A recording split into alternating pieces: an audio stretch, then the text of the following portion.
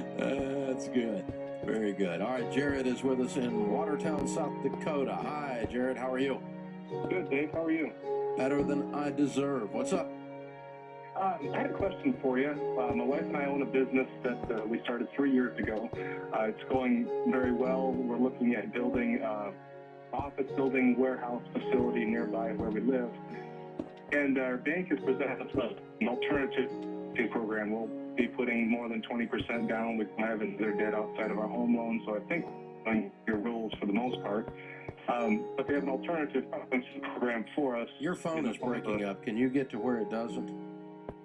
Yeah, does that sound a little better? That does right now. Yeah, let's try that. Okay. They're presenting us with an alternative financing program, a lease instead of an outright loan, where instead of a 7-year loan, we do a 7-year lease.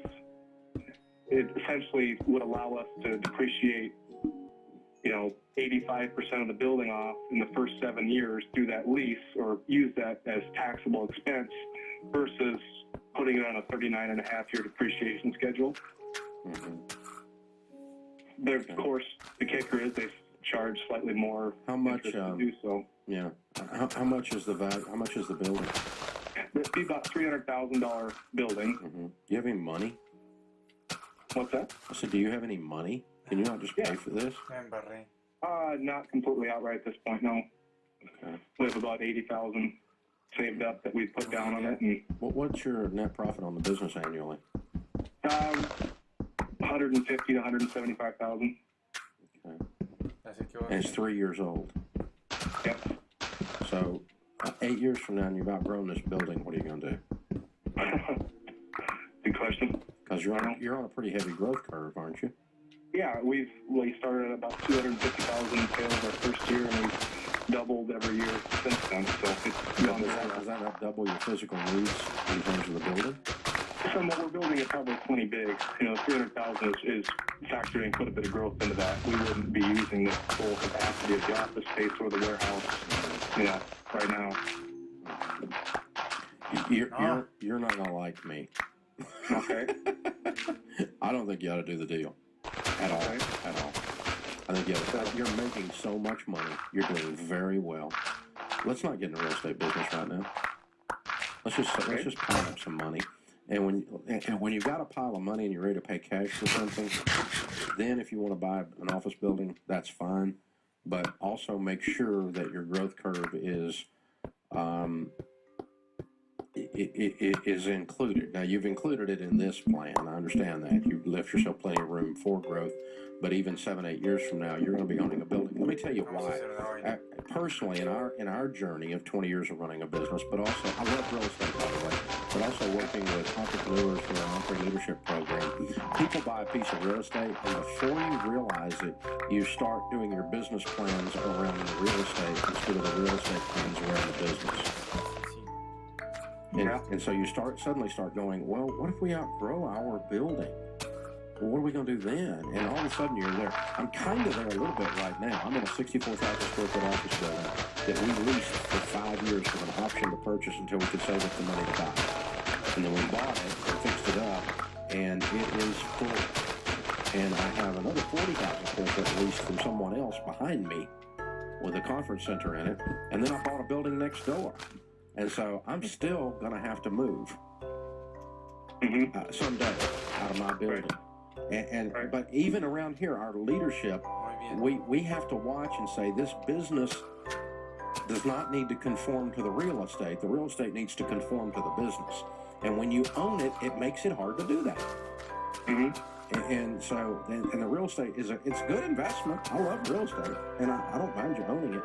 So I would tell you that as young as your business is and as heavy a growth curve as it's on, you're going to have the money to pay cash in no time, number one. Number two, you're going to want to be real careful that even then that you don't, build a building that becomes a sacred cow in the business plan.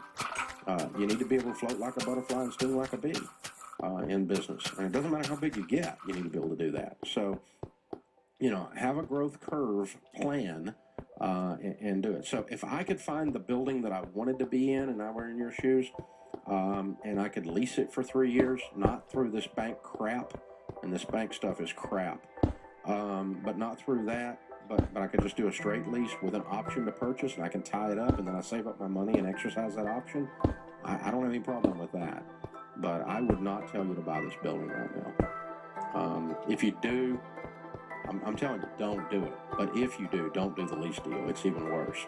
When you start playing finance deals and tax deals instead of money deals, that's when you mess up. That's when you get yourself caught. And I understand the math. I understand the tax law, exactly why they're telling you to do this. But now you're paying them a premium so you can save on taxes. All of a sudden, we're worshiping at the altar of finance and taxes rather than at the altar of profit. And I said that poorly because it's a bad metaphor. Now I'm going to get crap from people saying I'm worshiping profit. That wasn't what I meant. But the concept meaning you need to concentrate in business on profit, not on tax and on finance, the finance costs. Those are wise things to look at and consider, but you don't let the tail to wag the dog. And people get into that, you get yourself in all kinds of messes. So you do whatever you want to do, Jared, but that's my advice from here and what I would do. This is the Dave Ramsey Show. Thanks for joining us, America. Bob is next. He's in Houston, Texas. Hey, Bob, what's up? Yes, sir. Thank you, Dave. I'm at a standstill. My wife and I are at odds over what to do. We are going to be debt-free and hopefully within 2 to 3 years. Mm-hmm. We just sold some property, about $450,000, and we paid off our house first. Mm-hmm. So out of the rest of it, we've got two scenarios. We've got a car that we owe about $40,000, mm-hmm. and we have credit cards about $40,000. And how much money is left? Well, we're only going to allocate about $40,000 because we need to save some for taxes and add to our savings. Okay. How much is going for taxes? Probably 30 to 40. Mm-hmm. And how much into savings? Well, we already have savings. We have about. You said you were allocating some of this money to savings. Yes, sir. That's what we're allocating for the taxes, which would be about $40,000. Just for taxes. You don't have money going to savings and money for taxes. No, sir. Just for taxes. Yeah, you got to set your tax money aside, and then that leaves you $40,000 to do one or two of these other things. Yes, sir. But you've already paid off your house. The house is paid off. All right, and you have $40,000 left to do one of these things or the other, and it's the car. Yes. And what was the other one? And the credit cards. Okay. The credit cards total about $40,000 to $50,000, mm-hmm. but we have some. I mean, our interest on just the high interest ones is running us about $600 or $700 a month. Mm-hmm. What's your house interest? About $250. Why do you own a $40,000 car loan? You make $250,000 a year. Why do you pay for a car? Well, we didn't have the cash to pay for the car initially. I mean, I paid out. Oh, you're spending like you're in Congress. In Congress? No. $250,000? Where's it going? Well, we're to Canada. No, I'm not over $250,000. Where's it going?